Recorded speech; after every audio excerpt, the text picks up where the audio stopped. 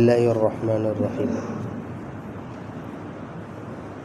سورۃ الممتحنہ پر بات چیت چل رہی تھی۔ یہ سورت کی کچھ شروع کی آیت خاص واقعے میں نازل ہوئی۔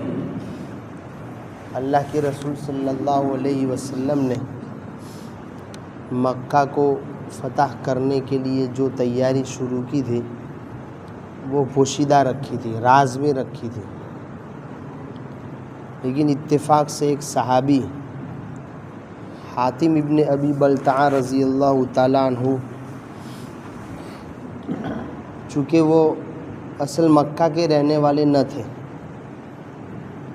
کسی اور جگہ سے آئے تھے اور مکہ میں کسی کے ساتھ عہد و پیمان ہوا تھا، پھر وہاں رہنے لگے تھے،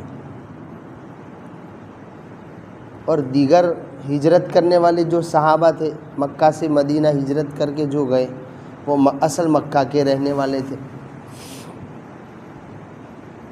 اب دیگر مہاجرین صحابہ کے بھی کچھ رشتہ دار، ان زمین و جائیداد بہت ساری چیزیں مکہ میں تھی اور ان کی بھی تھی، حاتم ابن ابی بلتعہ رضی اللہ تعالیٰ عنہ کی بھی۔ اب حضور صلی اللہ علیہ وسلم مکہ فتح کرنے کے لیے جا رہے ہیں، تو انہوں نے سوچا کہ دیگر مہاجرین کو تو مکہ والوں پر ان کے مال اور جائیداد اور ان کے دیگر رشتہ دار کو بچانے کے لیے کوئی احسان کرنے کی ضرورت نہیں ہے، اس لیے کہ وہ تو اصل مکہ ہی کے رہنے والے ہیں، لیکن یہ اصل مکہ کے رہنے والے نہیں تھے۔ اب ان کے کچھ رشتہ دار ہجرت کر کے نہیں آئے تھے کافر ہونے کی وجہ سے، اور ان کی بھی کچھ مال و دولت مکہ میں تھی، تو انہوں نے سوچا کہ میں مکہ والوں پر کچھ احسان کر دوں تاکہ وہ اس لڑائی میں جو حضور کرنے جا رہے ہیں اس لڑائی اور اس جنگ میں میرے رشتہ داروں کو وہ حفاظت کر لیں میرے اس احسان کے نتیجے میں۔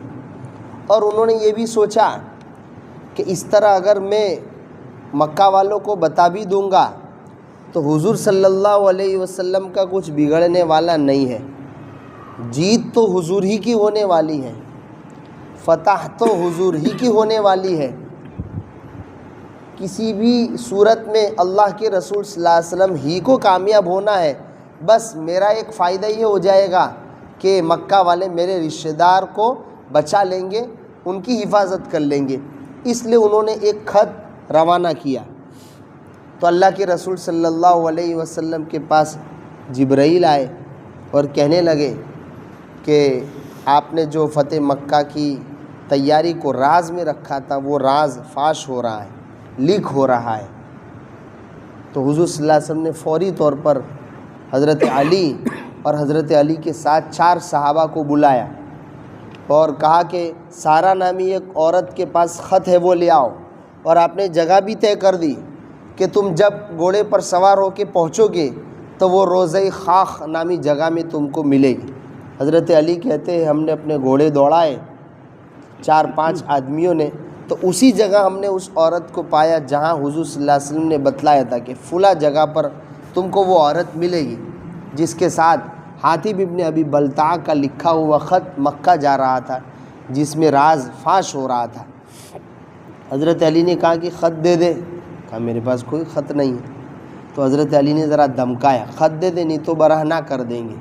اب ظاہر سی بات ہے کہ کسی عورت کو اس طرح دمکایا جائے کہ بھئی تیرے کپڑے اتار دیں گے تو فوراً عورت سہم جائے گی، ڈر جائے گی۔ تو اس نے اپنی چوٹی سے یا یہ ازار باندھنے کی جو جگہ ہوتی ہے وہاں سے وہ خط نکالا اور حضرت علی کو دیا۔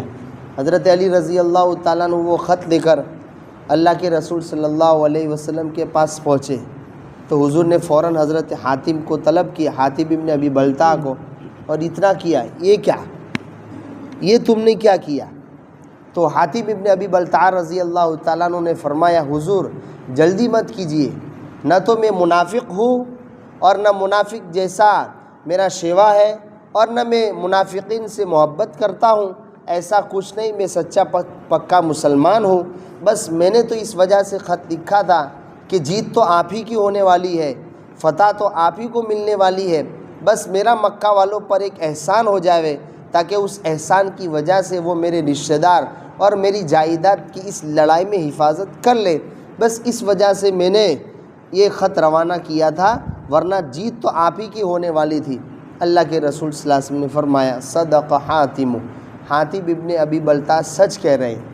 حضرت عمر رضی اللہ تعالیٰ عنہ میں ذرا منافقین کے ساتھ دشمنی میں شدت تھی، اس لیے فوراً حضرت عمر نے کہا کہ اجازت دو ان کی گردن مار دو۔ آپ علیہ الصلوۃ والسلام نے فرمایا گردن مارنے کی ضرورت نہیں ہے، یہ انہوں نے جو کچھ کہا ہے وہ سچ کہا ہے، یہ اور بات ہے کہ راز فاش کر دیا، لیکن وہ اپنے نیت کے اعتبار سے سچے ہیں۔ اور سب سے بڑی بات یہ ہے کہ یہ بدری صحابی ہے، اور اللہ تبارک و تعالیٰ نے جس دن جنگ بدر ہوئی تو بدری صحابہ کو خطاب کرتے ہوئے کہا تھا کہ تم نے اتنا بڑا کارنامہ انجام دیا ہے، اتنا بڑا کارنامہ انجام دیا ہے کہ آج کے بعد جو بھی کام کرو گے کوئی حرج کی بات نہیں ہے، میں بخش دوں گا۔ اتنا بڑا کارنامہ اہل بدر کا تھا۔ اللہ تبارک یعنی آئندہ تم سے یا تو گناہ سرزد ہی نہیں ہوں گے، اور اگر گناہ سرزد ہوں گے تو میں وہ گناہ معاف کر دوں گا، یا اتنا بڑا کارنامہ ہے جنگ بدر کا کہ اس کارنامے کے نتیجے میں آئندہ تم نفلی کام نہیں بھی کرو گے، فرائض تو ضروری ہے، واجبات ضروری ہے، نفلی کام نہیں کرو گے تب بھی اس جنگ بدر کے نتیجے میں تم کو بخش دوں گا۔ اتنا بڑا 313 صحابہ کا کارنامہ ہے، تو یہ بدری صحابی ہے، اس وجہ سے اللہ کے رسول صلی اللہ علیہ وسلم نے پھر حضرت عمر کو کہہ کر ان کو چھوڑ دیا گیا۔ لیکن اللہ تبارک و تعالیٰ نے اس پر یہ آیات اتاری کہ کچھ بھی ہو، یا ایھا الذین آمنوا لا تتخذوا عدوی وعدوکم اولیاء، یہ ایمان والو تم میرے دشمن اور اپنے دشمنوں کو دوست نہ بناؤ۔ یہ کافر غیر مسلم ہر حال میں تمہارے دشمن ہیں، اور اللہ کے بھی دشمن ہیں۔ اللہ کے دشمن تو کیوں ہیں؟ وَقَدْ كَفَرُوا بِمَا جَاءَكُم مِّنَ الْحَقِّ، جو حق دین، حق بات، جو صحیح دھرم تمہارے پاس پہنچا ہے اس کو یہ لوگ نہیں مانتے۔ تو یہ گویا میرا جو دھرم بنایا ہوا ہے، میرا مذہب جو بنایا ہوا ہے، اور اس مذہب کو سمجھنے اور سمجھانے کے لیے میں نے جو قرآن مجید اتارا ہے اور رسولوں کا سلسلہ چلایا ہے، یہ لوگ اس کو نہیں مانتے۔ تو جب یہ میرا مذہب نہیں مانتے، میری پوجا نہیں کرتے، تو یہ میرے دشمن ہے۔ پھر تم ان کو راضی کرنے کے لیے مجھے ناراض کرنے کی بات کرتے ہو۔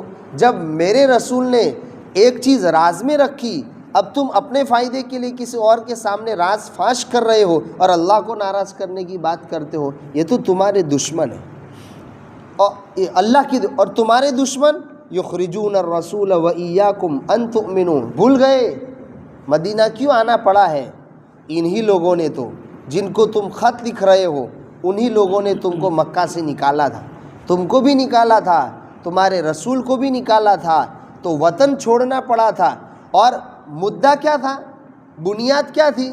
بس کہ تم یکتا پرست ہو، ایک اللہ کو مانتے ہو، اس کے علاوہ تمہاری ان مکہ والوں سے کوئی لڑائی نہیں تھی، بس ایک اللہ کو ماننے کی وجہ سے انہوں نے تم کو نکالا۔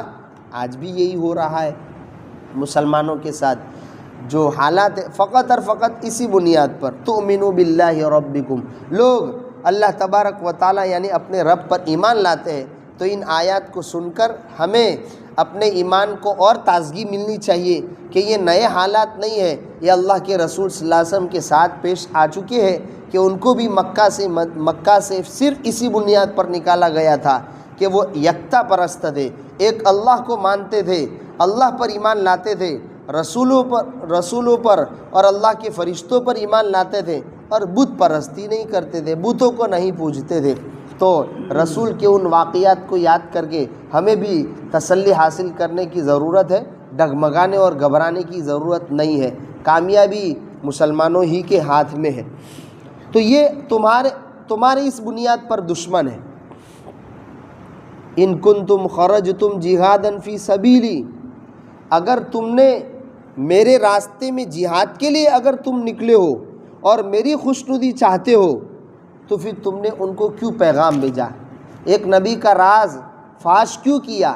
چپکے سے جو بات رکھی گئی تھی وہ تم نے ان کی طرف کیوں بھیجی؟ ان کی حالت تو یہ ہے وَمَن يَفْعَلْهُمْ إِن يَثْقَفُوكُمْ يَكُونُوا لَكُمْ أَعْدَاءً، یہ اگر تم پر قابو پا لے تو تمہارے دشمن بن جائیں گے۔ موقع جیسے ہی مل جائے گا، تم کم تعداد میں مکہ پہنچو اور وہ زیادہ تعداد میں ہوں گے، فوراً تم پر دست درازی کریں گے اور تمہیں مارنے کی بات کریں گے۔ اتنا ہی نہیں بلکہ وَوَدُّوا لَوْ تَكْفُرُونَ، یہ تو چاہتے ہیں کہ تم بھی کافر بن جاؤ۔ جیسے گھر واپسی کی آوازیں لگتی رہتی ہیں کہ بھئی تم اپنے گھر سے نکل گئے ہو، مطلب ہے کہ اصل تمہارا دھرم یہی تھا جو ہمارا ہے، بت پرستی والا یا فلاں، تو گھر واپس آ جاؤ، یعنی تم اپنے اصل دھرم کو واپس اپنا لو۔ تو یہ اندر سے یہ بھی حضور صلی اللہ علیہ وسلم کے زمانے میں بھی ہوا، وہی چاہتے تھے، یہی چاہتے کہ تم قرآن کو چھوڑ دو، رسول کو چھوڑ دو اور بت پرستی پر آ جاؤ جو ہمارے آباء و اجداد کا دھرم ہے۔ تو یہ تو دل سے چاہتے ہیں کہ تم بھی کافر بن جاؤ۔ تو کیا ایسے لوگوں سے تم محبت کرو گے، ایسے لوگوں کی جانب تم مودت کا پیغام بھیجو گے اور اللہ تبارک و تعالیٰ کو ناراض کرو گے؟ مفتی سعید صاحب پالن پوری رحمۃ اللہ علیہ نے لکھا ہے، کافروں سے جو محبت کی جاتی ہے اس کے 3 درجے ہیں۔